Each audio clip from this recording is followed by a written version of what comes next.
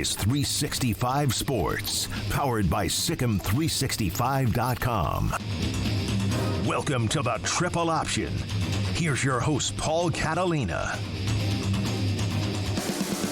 Welcome in, Paul Catalina, Jack McKenzie.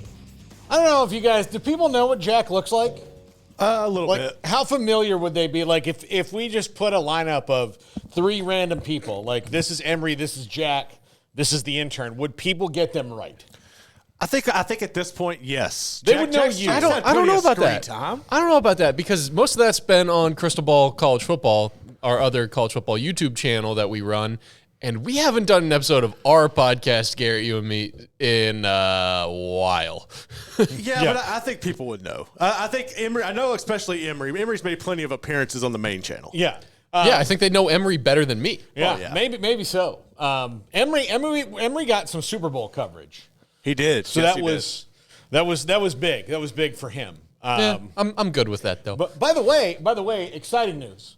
We have been approved for our credentials to Big 12 Media Days. Now I just got to decide whether to drive across the desert or fly. Yeah. No, I don't think you should drive across the desert unless you really want to. I like You're a road trip guy, though, aren't you? Yeah, a little bit. Yeah. Plus, I hate flying with camera gear. Oh, okay. Yeah, I understand that. Like, I hated flying. Radio gear is much less, oh, crap, I dropped this, 6 inches off the ground, and now we can't do anything. So, but it's a big enough pain in the butt because you'll go through TSA, and then most of the time they don't say a word about it, which is a little bit troubling given the fact that when they do, they're like, because if you... So is this a bomb? Yeah, it's like they look at it. I mean, honestly, it looks like a bomb from a futuristic movie. Like it's got our roadcaster has all these lit up buttons. Well, not lit up, but buttons. And then, in the bag will be all kind of different cords. And if you just look, I've seen it on the x-ray machine, look at it going through, you'd be like, well, this isn't good. That's not to mention the times when they try and make you gate check camera gear because there's no room in the overheads. And you just have to be like, I will not. Yeah. I will not. That's why you should also put a lithium-ion battery in every single bag that has gear because they cannot not put that in the cabin. Yeah.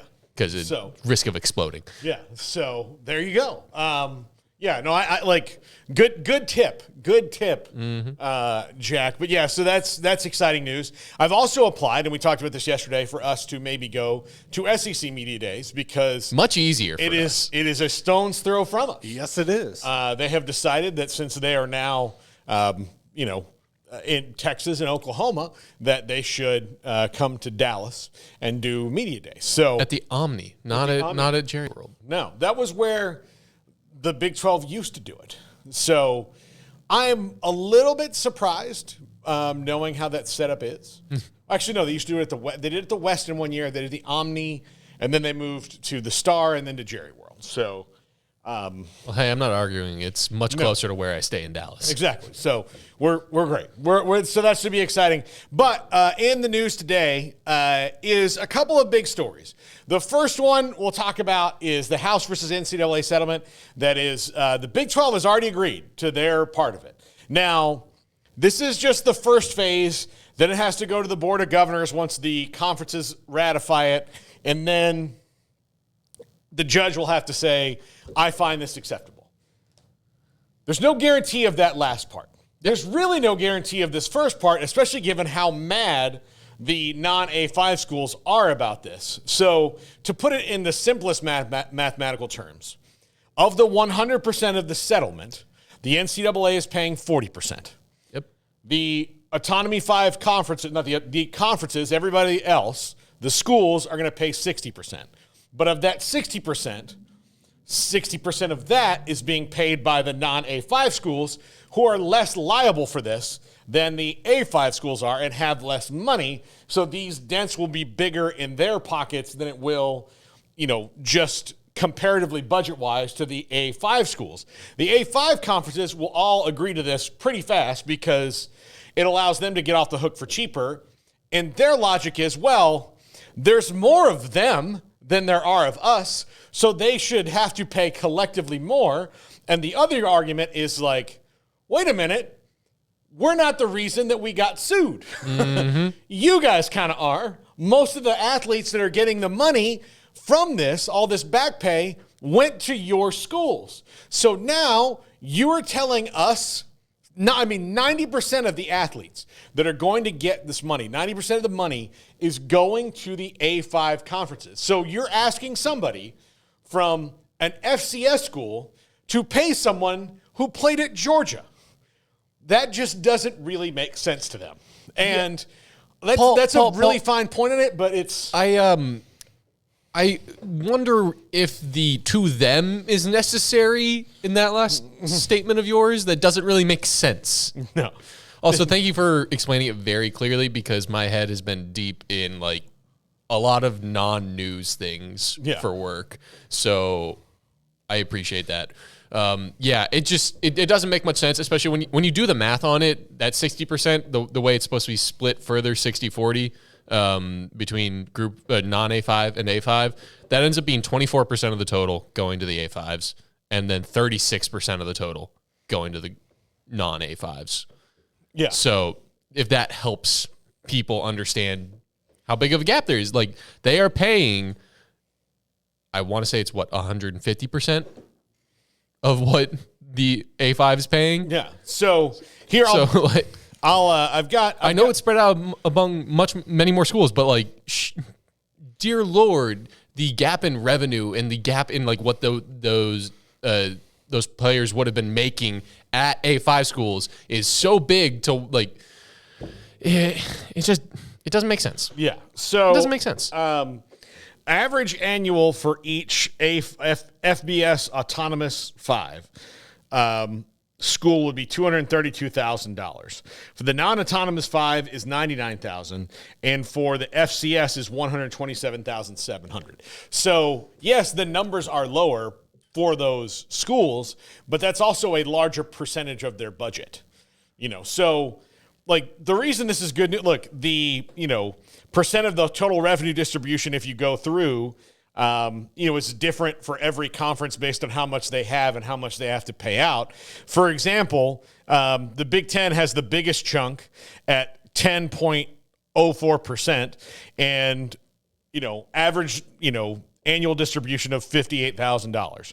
So that's the biggest one. The SEC is at 7.5% at $43,000.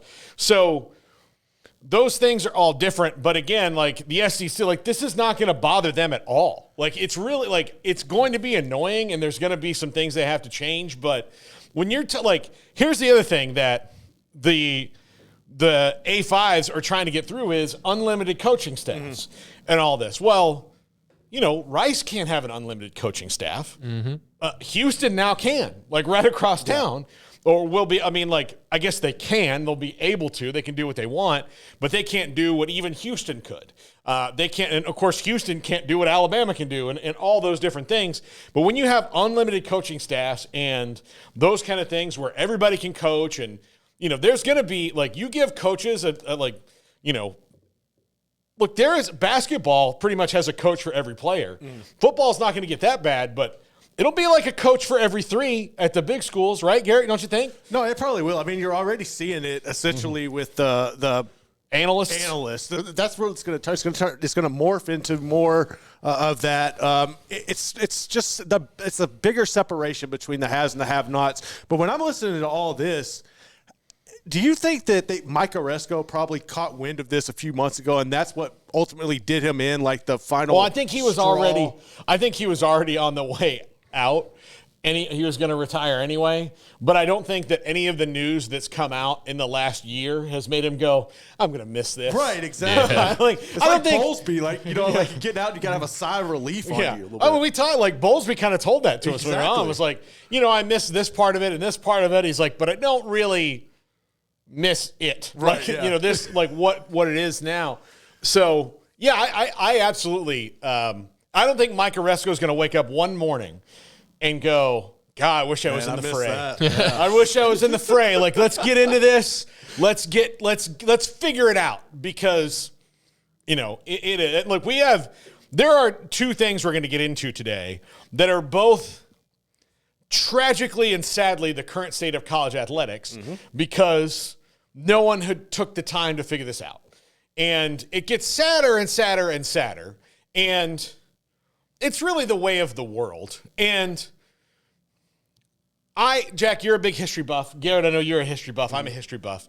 The more you study history, the more you find out that, like, the pockets of when we were, like, just as humanity, I'm not just talking about America here. As humanity, we have, like, 25 to 50-year periods at best where we're like, man, we're humming along. This is we are making good decisions. Yeah. This is, everything's kind of pointing in the right direction. And alrighty, Roo. Most of the rest of it is us messing up. And right now, I would say for the last, my whole life, we are in a period of kind of like, we started out okay, and we were like, fine, we're kind of rolling. Like, we kind of maybe thought we'd figure some things out. But then, stuff didn't trickle down like it's just like, it's just, yeah. Oh, like, yeah. No, what trickles down is bullcrap. Like, that's what trickled down. And so it just gets worse and worse. And we're in the period now of, just ridiculousness of unilateral decisions that are made because people want to consolidate power. And then they don't realize that, like, power is finite. Like, it is. You can have all you want, you can do this, but eventually it all comes crashing down, man. And when you try to continuously, like, move the pieces on the board and don't have any kind of long-term strategy, this is what happens, and this is what we're seeing now. And I feel bad for the schools that are not the Autonomy 5 because they've been given, literally, no autonomy in this. Like, nope. The other ones make all the decisions. They have all the money, and they have to be like, well, if we want to be a part of this, which even leads more into, this is another message from those, well, I say 5, it's now 4, but, like, the Pac-12 still on the hook for this because they existed while this back pay was going on. The Autonomy 4 just keep telling people this is we don't really want you. Like, You're lucky to be here. We don't really want to deal with you. We'd rather just do our own thing. And maybe eventually that's going to happen. And I think there is enough of talk about it to where, not in the next decade, although things do happen fast, but I can see in the next 2 decades, within that, like, once you have, a long time of, like, this is how the money works in the playoff, I can see the the non-Autonomy 5 going, like, look, here's what, like, you win. Like, we just have to do our own thing. Now, something just popped in my head because we see how it's going. We see that it is moving towards a Super League, and we see how little mind is paid to the non-autonomy schools and programs, especially when it comes to the money. And we're talking about future-looking major league, minor league kind of stuff, right? Mm-hmm. We keep hearing, like, oh, they're going to become an NFL minor league. Mm-hmm. But I want to look at baseball right now. Mm-hmm. Baseball has fallen off of what it used to be, right? Mm-hmm. It used to be America's absolute pastime, the number one sport here. And I'm just curious to see if you see any parallels right there with the MLB, because in my mind, I'm like, okay, minor leagues don't really mean too much to anyone. They're not making a lot of money. They serve as a nice little development for the major leagues, but I don't think they're a great business proposition. Well, and major leagues, that business seems to constantly be, like, not hurting, but they're not doing as well as they used to. And everyone knows it. And while they're not dealing with, like, the Yankees constantly winning championships anymore, I don't know. There's some overall, I can see college football going the way of the MLB, and I'm not saying it's more popular now than the MLB, just the same arc. Maybe different heights, but the same arc. Yeah, maybe. Minor league baseball is necessary. It's, because of the way that they draft. I mean, when you have 16-year-old Dominican kids, like, you can't just put them in like, all right, Javi, Good luck. By the way, this is Mike Trout. Oh, have you? I know you're a big Shohei Ohtani fan. You'll be playing right across from him. So have fun with that, and hope puberty's going well. But Yeah. no, they have that. And as a matter of fact, right now there's a lot of consolidation in the minor leagues because there were too many. And they weren't making money, or the player. First, the other reason the consolidation happened is the minor league baseball players won their suit about making living wages against baseball. So what I'm hearing is that's the future. yeah, that. I mean, there That is there the are future. similarities. Consolidation. A lot of programs that we know and love having teams are going to have to cut their teams. There's going to be consolidation. There's already the player wages argument happening before they even consolidate now for college football. And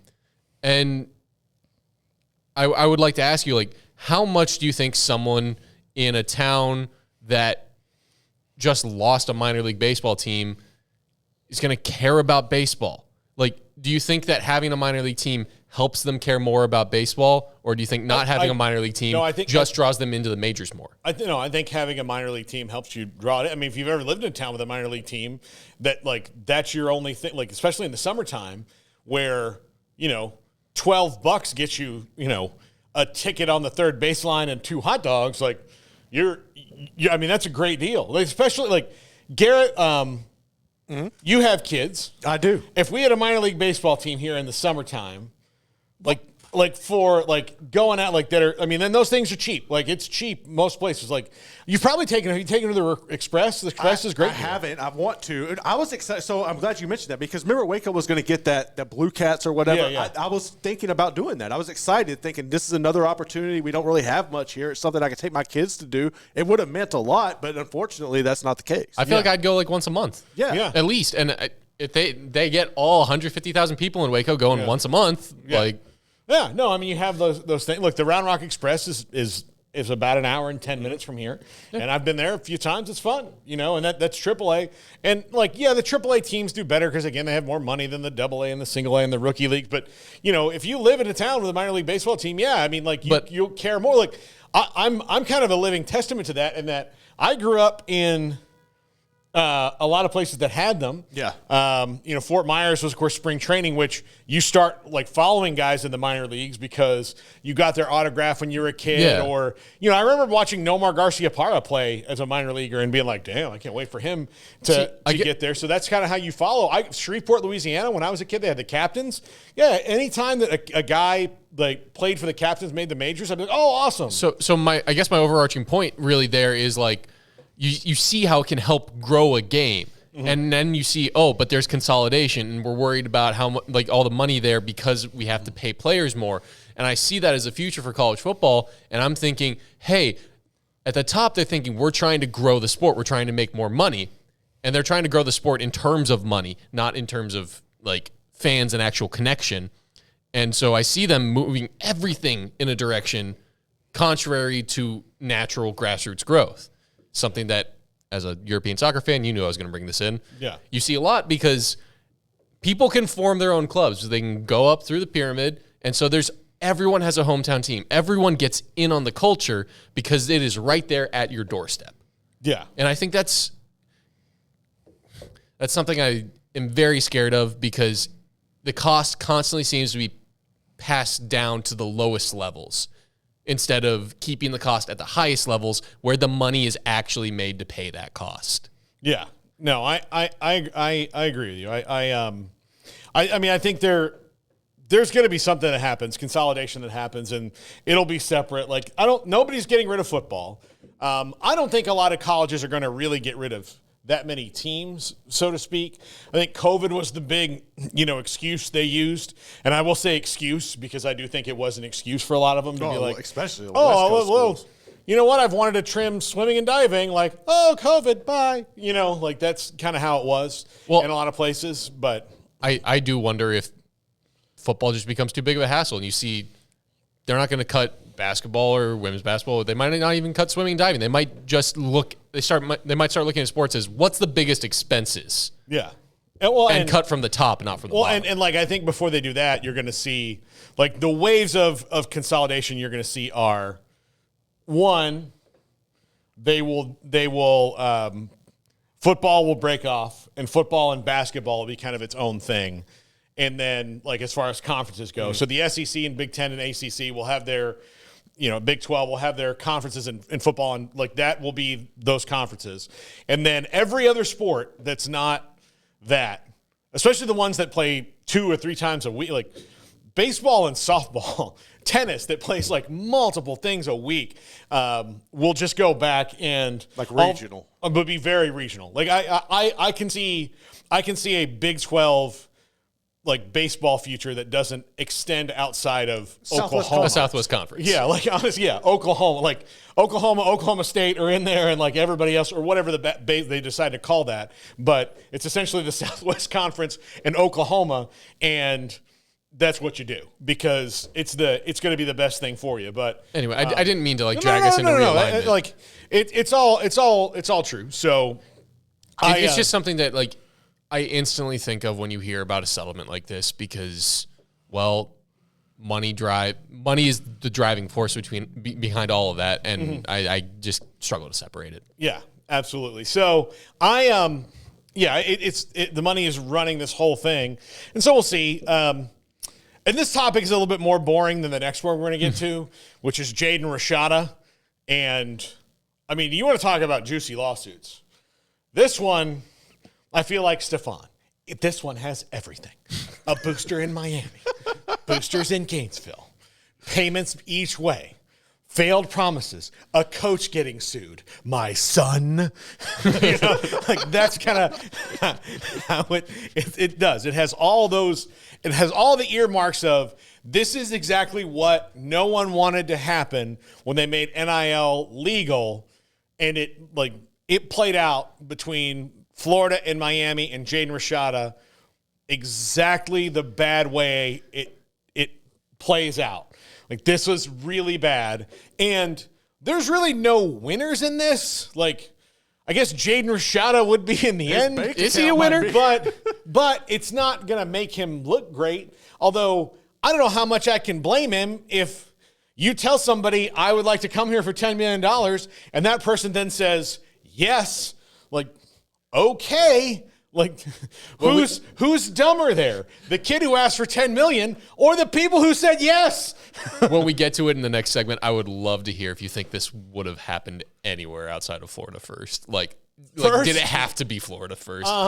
Answer it in the next segment. I'll have to think about that. I'll have to think about that. Give it some thought. Yeah. I do think there are other places, but I don't know given the current state.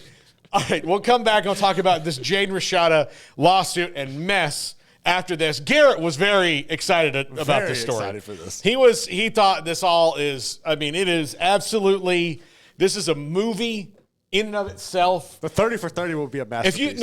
If you took this story and moved it to 1991, it would be the absolute biggest controversy in the history of college athletics. And now it's wild, but that's just another thing. Like, it's just another lawsuit in the world. When we come back, we'll talk about that. This is 365 Sports. If your business is